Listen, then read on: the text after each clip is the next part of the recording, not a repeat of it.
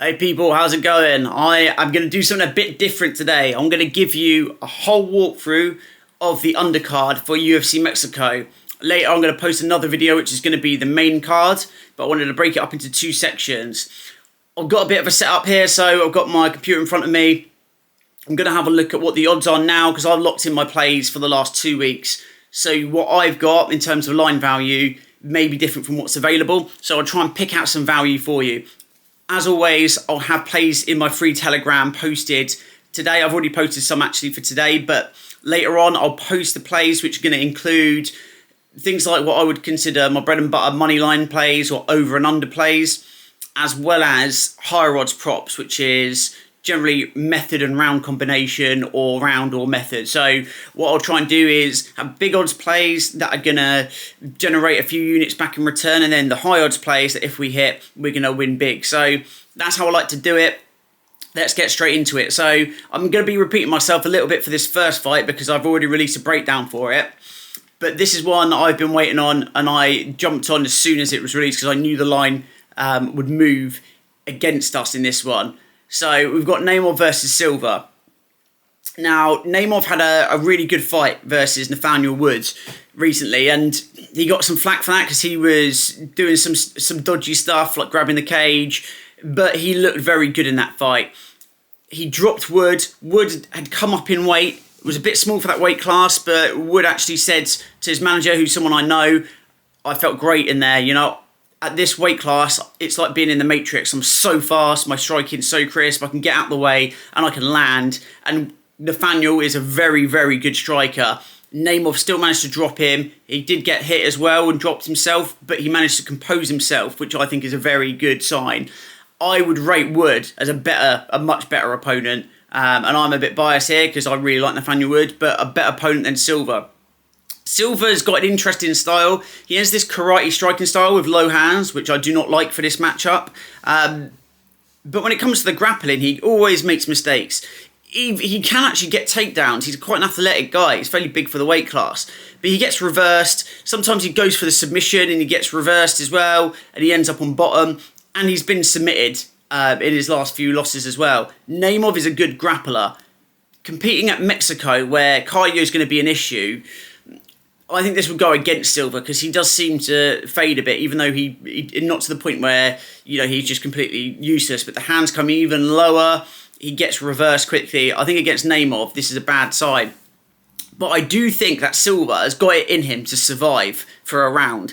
What I would ideally like to do is to bet Naimov moneyline plus round fight to start round 2. Not all books have that available, so Naimov plus over 1.5 I think is a good one. You can get that for, I believe, close to evens at the moment. When I locked it in, it was like 2.0. I think it may be 1.9 now.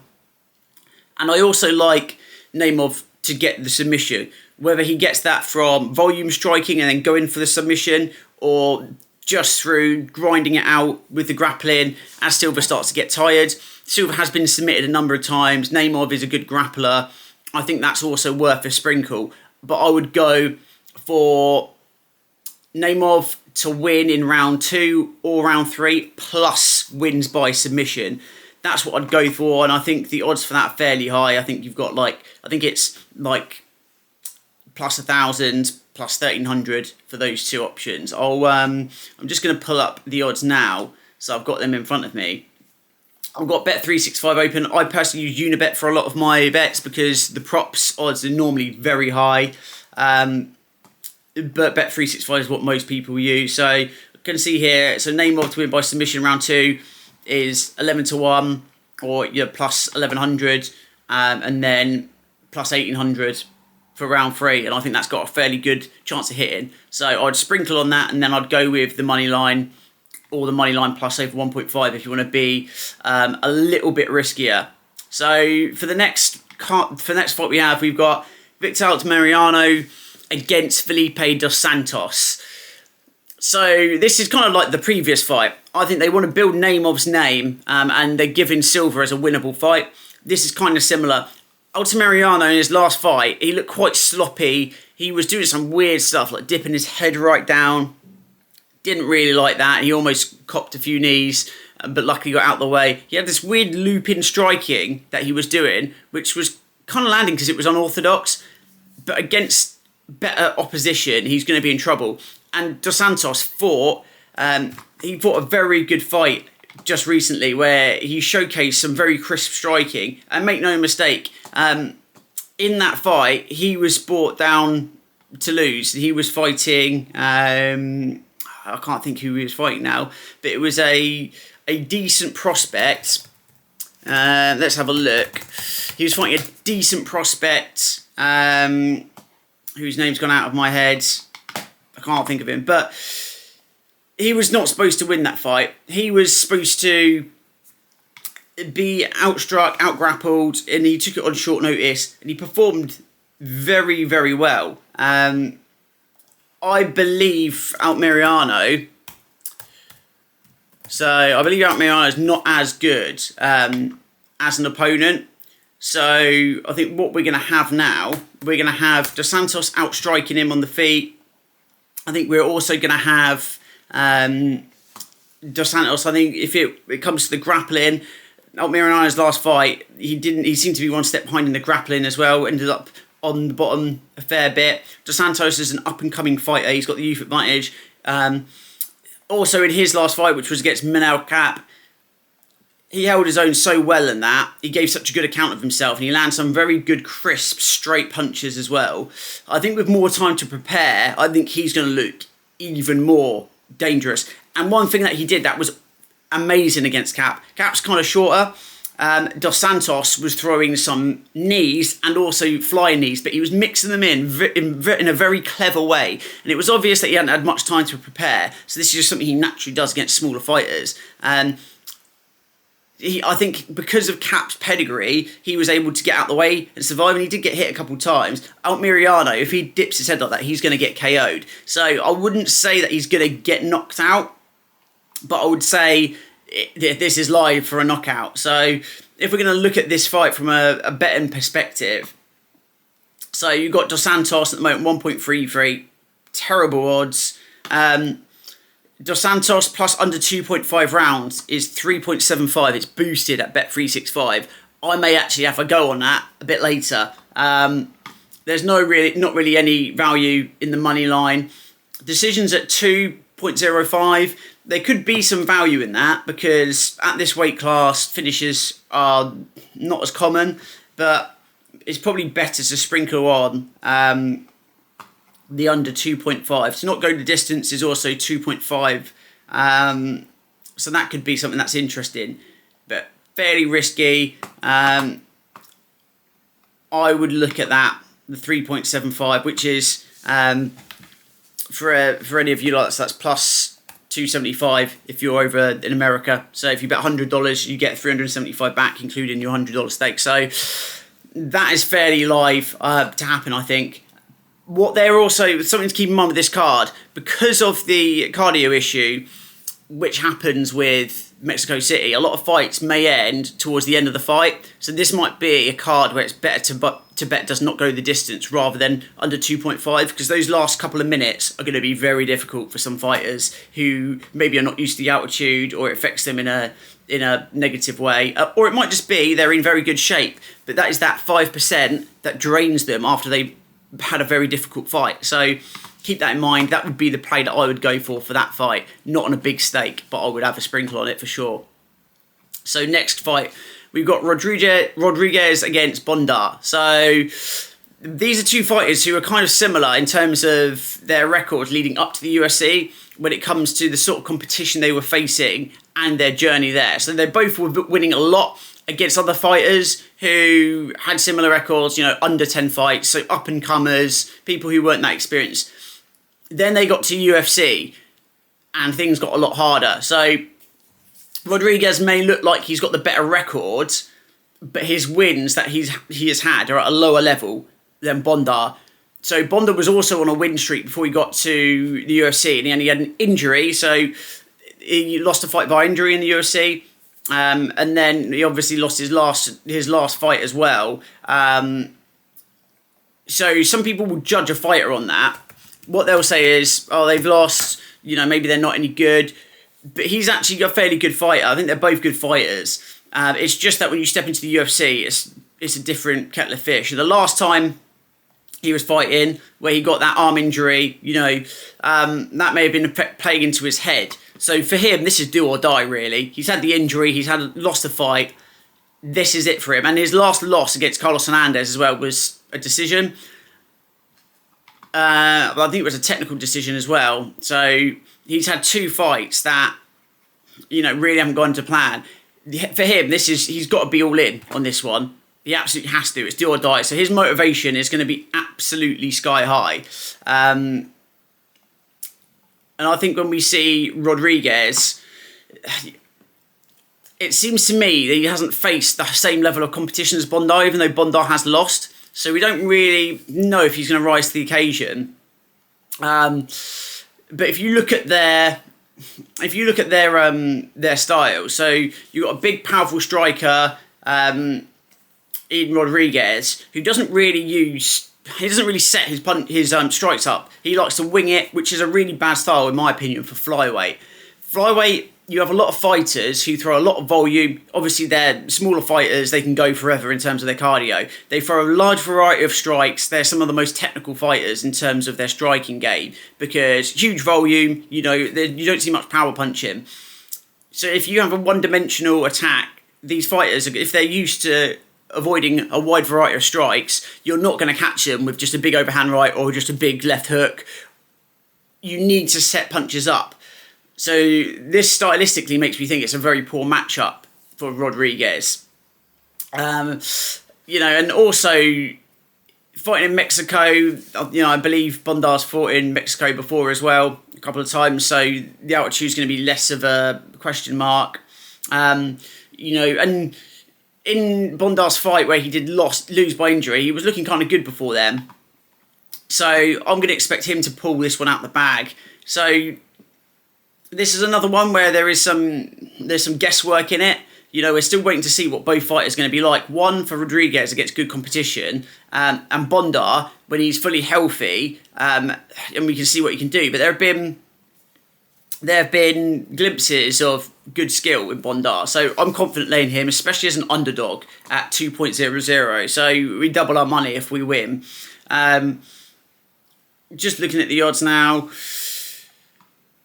Anything else that could work?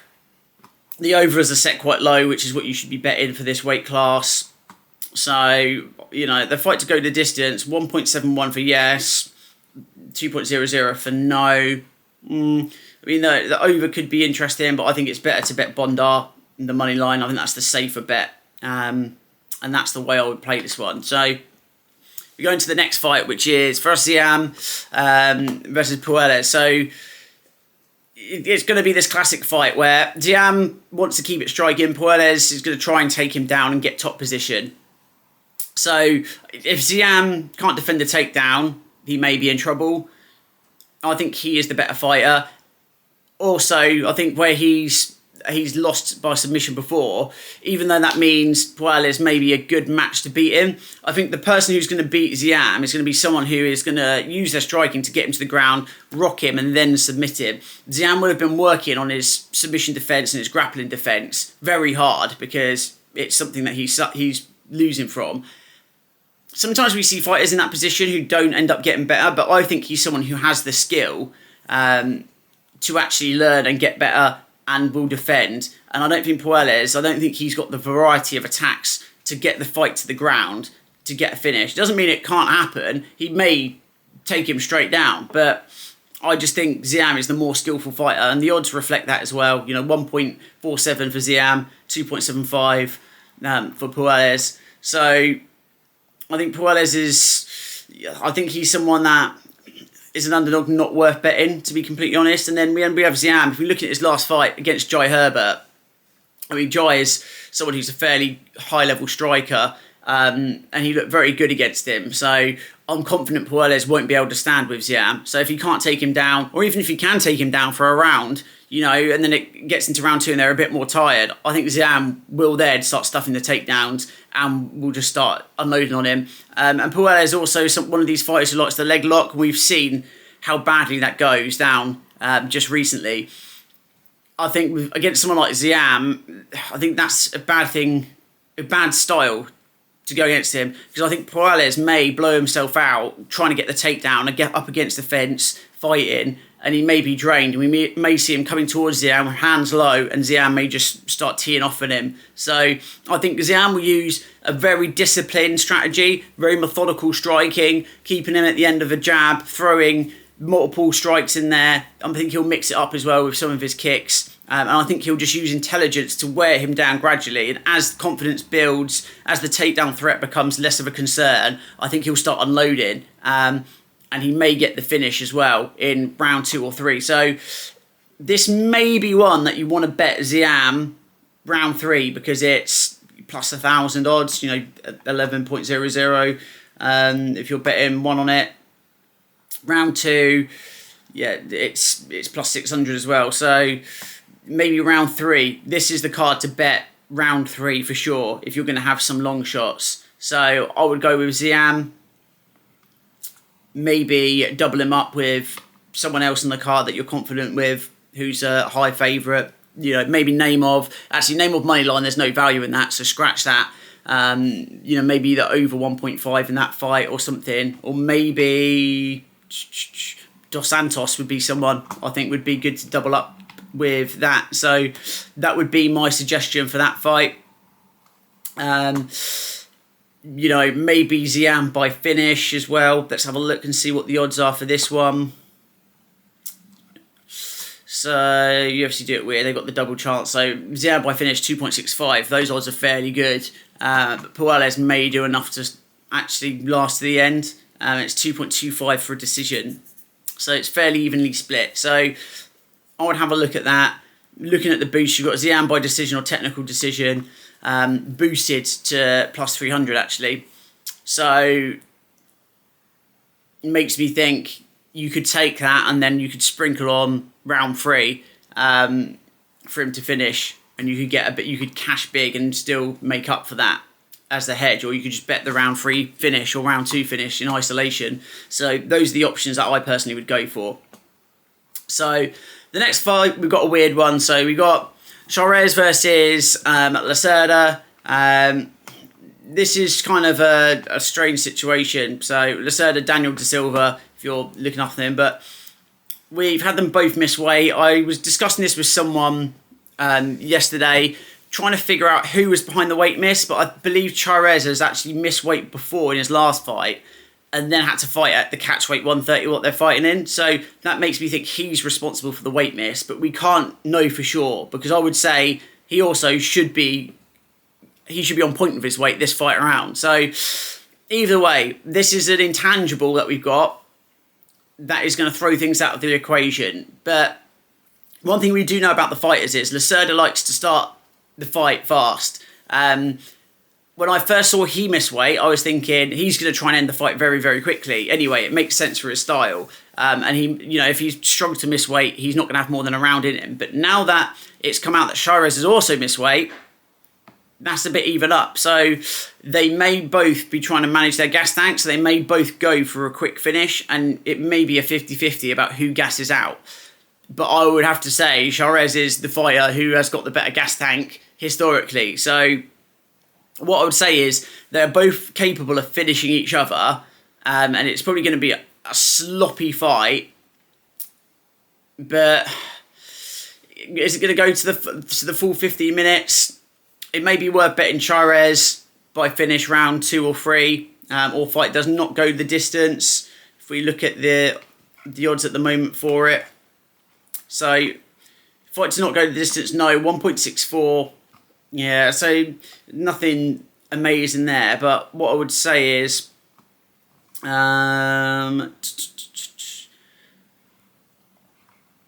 are we? Bear me a second. I'm on the wrong fight for some reason. Bet365 being a bit slow. So scratch that. Fight to go the distance, 4.75. No, 1.16. So the books think it's going to end for sure. And I would say, looking at the tape, I expected Lacerda to either get a finish, go for the sub fairly quickly, or get finished himself when he gasses out. whenever I see a fight to go the distance at those sort of odds, unless there is one fighter who's obviously way better than the other, I like to take it, because these freak decisions happen where both people end up gassing a bit and they become very tentative and they don't want to overcommit. You see them striking, it looks like they just want to keep each other away, and they get a lot of boos. That could happen, but I feel like because of the style matchup, I feel like Chiarez, his game plan will have been to stick it on Lacerda towards the later rounds.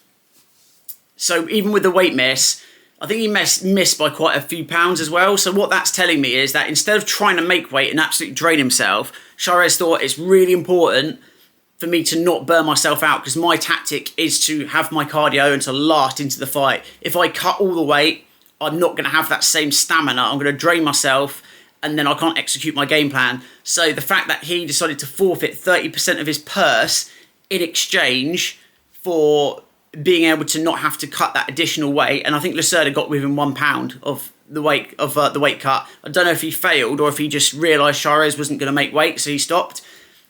But I would say Chiarez has been kind of sneaky here, so I'm going to bet Chiarez round 2 or round 3 finish. I think that's fairly accurate.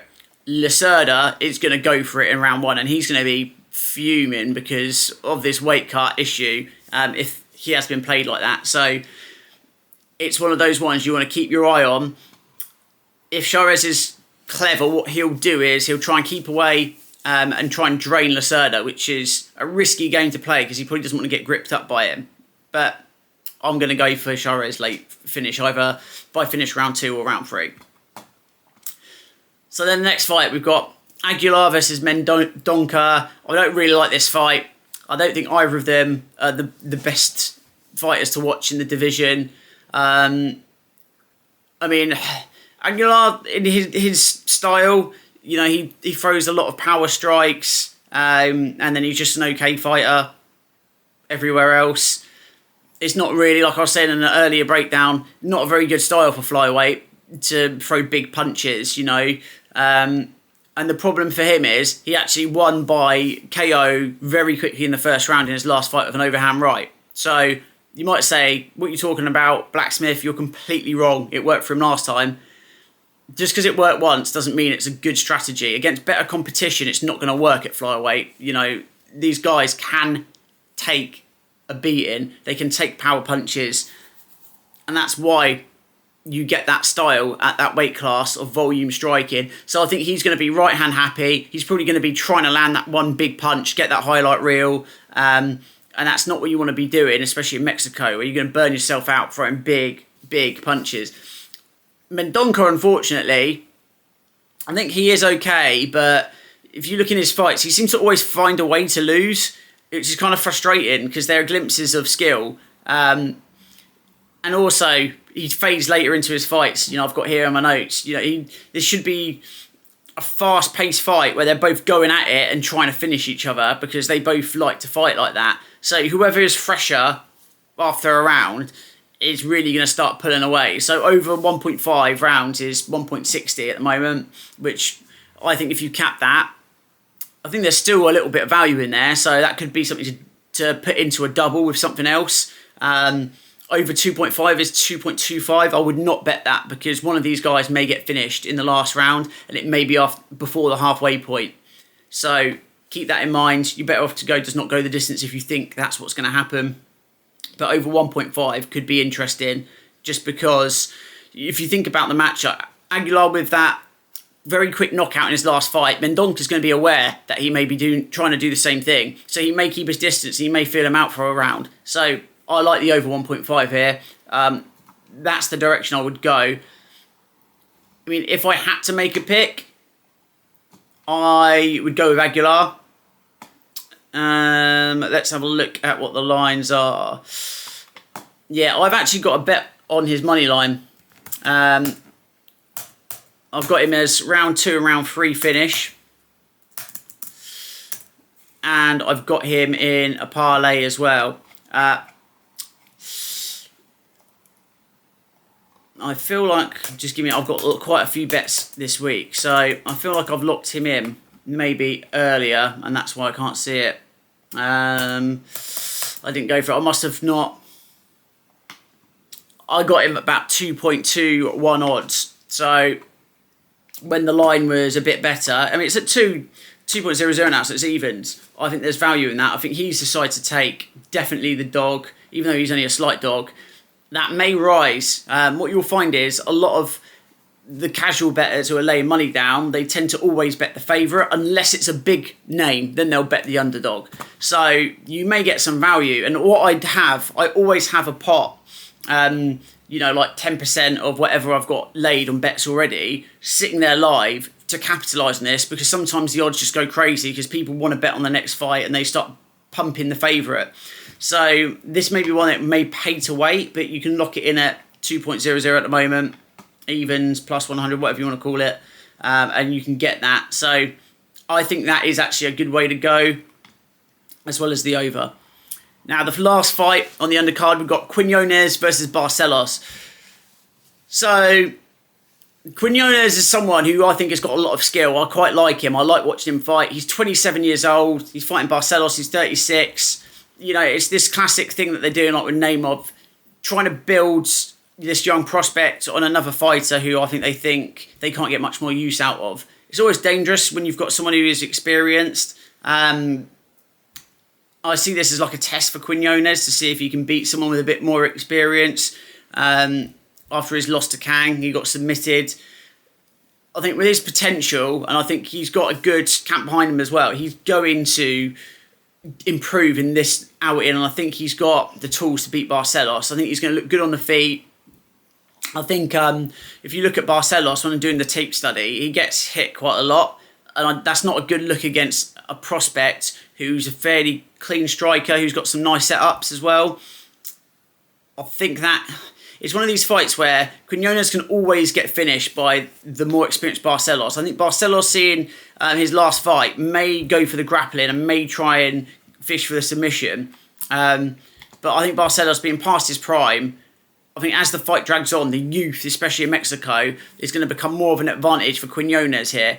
Sometimes that is actually the inverse is true, where a veteran fighter, as the fight progresses, they get more fresher because they're used to training very hard and grinding. But I think in this particular matchup, Quinonez is going to get to be more fresh, and I think he's going to wear Barcelos down. So he's the person that I would take personally in this matchup. In terms of other ways to play it, I mean, I think just because of the nature of the matchup, where you've got a more experienced fighter in Barcelos, going by decision, I mean, let's have a look at the odds. Going by decision is what I put in my notes as one that's going to be interesting. So, and I may lock that in. So we've got Barcelos over 1.5 rounds has been boosted on Bet365. I always like to see what they're boosted because they don't want us to necessarily win. So they've also got Quinonez to win in round 1, plus 600. So it sounds like they think it's going to go decision. They're trying to bait us into going for the KO, even though we did cash a plus 375 boosted bet on Topuria to win by KO last week, but I think that could have also been due to the ignorance on the books' part, or more than likely, actually, books knew that Volk was going to get KO'd as we did, but they just knew that 90% of people would bet on Volk because Volk is Volk, and Topuria, this young prospect, people probably didn't give him much of a chance. We knew he was going to get knocked out, and we cashed absolutely massively with it. But they can use that boost then because they know that people aren't going to go for it. And it may, psychologically, this is what you've got to think about. The books are trying to manipulate you. That boost will make people think, they're boosting Topuria by KO. That's got no chance of happening. I'm going to bet on Volk money line. So these boosts, you've got to read into it. It can be interpreted in multiple ways. But I would say, looking at this, I think they want people to lay their money with Barcelos. I think Quinonez has got the value. This is one that could backfire, but Quinonez by decision is at plus 350. That's actually a fairly good play, and I think Quinonez has a good chance to beat Barcelos. It may be a step too far for him, but we're going to see about that. There's a lot of value on this card on spots like this where you've got an underdog who is the more skilled fighter or has more athleticism, has more potential, fighting another fighter who has all the tools to win, but the deck's not stacked in their favour. So I see this as being one where there's going to be a large, this card is going to be one there's a large sharp square divide. I think we're going to cash big by fading a lot of fighters that the public are going to be betting on. For the couple main fights tonight, I'm going against the grain, as I think most cappers are. I think they're going against who the public are betting on. I'll release a video later on discussing that further, and I'm going to give you my predictions and breakdowns so you can get that before I post it in the Telegram. But join my free Telegram with the link in the description. I'm going to be giving out plays pretty much for every fight. Even if I'm not laying the plays myself, I'm going to give you tips as we go through the card live on what I would bet if you are going to bet the next fight. And I'm also going to lay out before my analysis written down with what I would bet on and saying what's good value and what isn't. So join my free Telegram, like this video, share it, subscribe if you can, because I've only started this channel. I've got hardly any followers at all. And yeah, we're going to make a ton of money this weekend. So wait for the next video to be out, and I'm going to catch you later.